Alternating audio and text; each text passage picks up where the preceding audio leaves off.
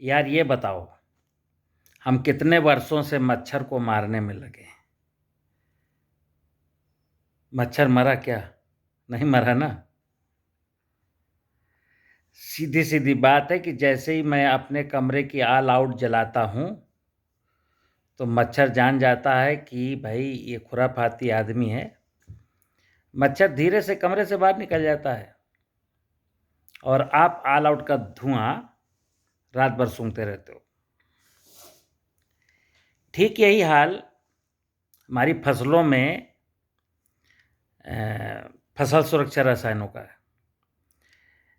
खेत में कोई इंसेक्ट आया और हमने दवा डाली, वो इंसेक्ट कुछ मरे कुछ भग गए, जो डायरेक्ट टच में आ गए वो मर गए, या जिन्होंने वो पत्ती खाई वो मर गए। लेकिन वो कुछ मरते हैं उसके पहले उनको आभास हो जाता है कि ये ठीक नहीं है और वो वहाँ से निकल लेते हैं और वो उस फसल का उपज हम खाते हैं। तो आप इस बात को समझ रहे हैं ना मैं क्या कहना चाह रहा हूँ?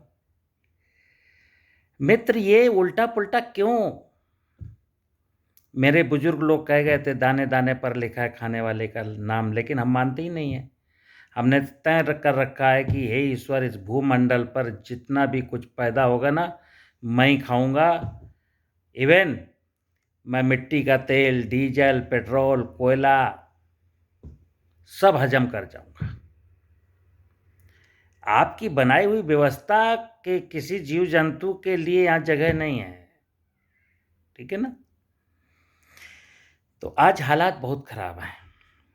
देखिए, गांव में जब जाएंगे तो भारतवर्ष को तो गांव का देश कहा जाता था कि भारत गांव का देश है, भारत की आत्मा गांव में बसती है। हकीकत जाके देख लो ना, आज की तारीख में भारत की आत्मा कहीं नहीं बसती। गरीब 2 वक्त की रोटी के लिए परेशान है, उनको सरकार 2 वक्त की रोटी दे देती है, फ्री में दे रही है गेहूं और चावल। किसान मजदूर के लिए परेशान है, मजदूर मिलते नहीं हैं, तो खेती के सारे कार्य उसने मैकेनाइज सिस्टम से कर डाले। अब अभी मैं आज देख रहा था कि हार्वेस्टर चल रहे हैं, गेहूं की कटाई आ गई, हार्वेस्टर चल रहे हैं। और कुछ लोग तो पशु पालते हैं, शहरों में बहुत सारे चट्टे हैं। अब भूसा जो है 1000-1200 रुपया कुंटल बिकेगा। क्यों? लगभग मेरा जहाँ तक अंदाज है कि 40% से 50% गेहूं का एरिया हार्वेस्टर से कटाया जाता है। ये भूसा सारा गया। अब भूसा तो महंगा होगा। तो आप देखिए ना, सिनेरियो क्या कह रहा है। ये जो सिस्टम है, सिस्टम कैसे ब्रेक होता है।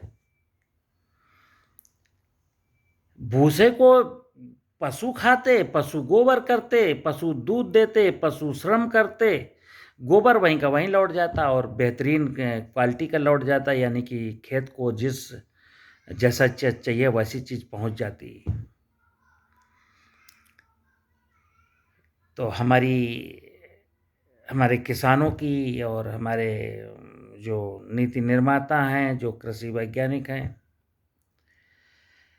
स्थिति ठीक नहीं है मित्र। आप ये समझिए कि 2.5 लाख करोड़ रुपए के रासायनिक उर्वरकों पर तो 2.5 लाख करोड़ की सब्सिडी भारत सरकार दे देती है किसानों को, और किसान जो उनको खरीदता है करीब 1 लाख, 1.25 लाख करोड़, 1 लाख करोड़ तक का वो खरीद भी देता है। यानी रासायनिक उर्वरकों का जो वॉल्यूम है वो 3.5 लाख करोड़ का है, और फसल सुरक्षा रसायनों का वॉल्यूम भी कम से कम 2 लाख से 2.5 लाख करोड़ का है। सब्सिडी बेशक नहीं है। अब आप कल्पना करिए कि जिस देश के लोग 5.5 लाख करोड़ रुपए का केमिकल, छोटा सा अपना मुल्क है, आबादी के हिसाब से बहुत बड़ा है, लेकिन कृषि क्षेत्रफल के हिसाब से देखेंगे तो बहुत छोटा है। मतलब विश्व की 18% आबादी है और विश्व की 2.5% जमीन है, और फिर भी उसके बावजूद भी मुझे प्राकृतिक संसाधनों की परवाह नहीं है, बायोडाइवर्सिटी की परवाह नहीं है। जमीन को नंगा कर दिया, ज़मीन की उर्वरता को लूट लिया, उसके नीचे का पानी लूट लिया और बायोडाइवर्सिटी में तो कहीं कुछ नज़र आता नहीं है। और कारण यही है हमारी मैकेनाइज्ड फार्मिंग और केमिकल कृषि।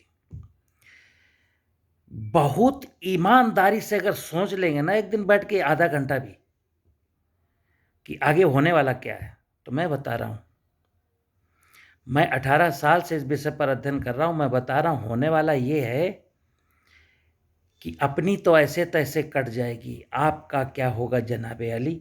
ये 25-30 साल पुराना गाना है। हम लोगों ने कसम खाई है कि हम अपने बच्चों की कब्र खोद के जाएंगे, और कई लोग हमारी इस बात पर हंस सकते हैं, लेकिन अगर आप सीरियस मूड में इस विषय को समझेंगे ना तो कहेंगे कि नहीं सचान साहब ठीक कह रहे हैं। देश के प्रत्येक व्यक्ति को प्राकृतिक संसाधनों के बारे में चिंता करनी पड़ेगी, बायोडाइवर्सिटी के बारे में चिंता करनी पड़ेगी। एक बार भौतिक संसाधनों के नशे से बाहर आना पड़ेगा। नहीं, ये भौतिक संसाधन खा के तो आप नहीं जी पाएंगे, बिल्कुल नहीं। हालात बहुत खराब है मित्र।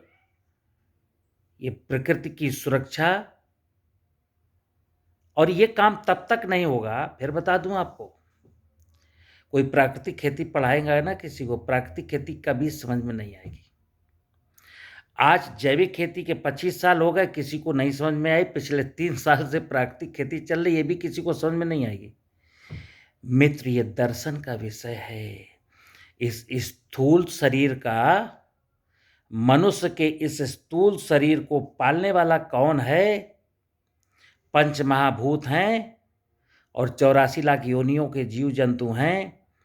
अगर पंच महाभूत के बारे में, 84 लाख योनियों के जीव जंतुओं के बारे में मनुष्य नहीं सोचेगा तो परमात्मा और भगवान भी मनुष्य के बारे में नहीं सोचेगा। नमस्कार।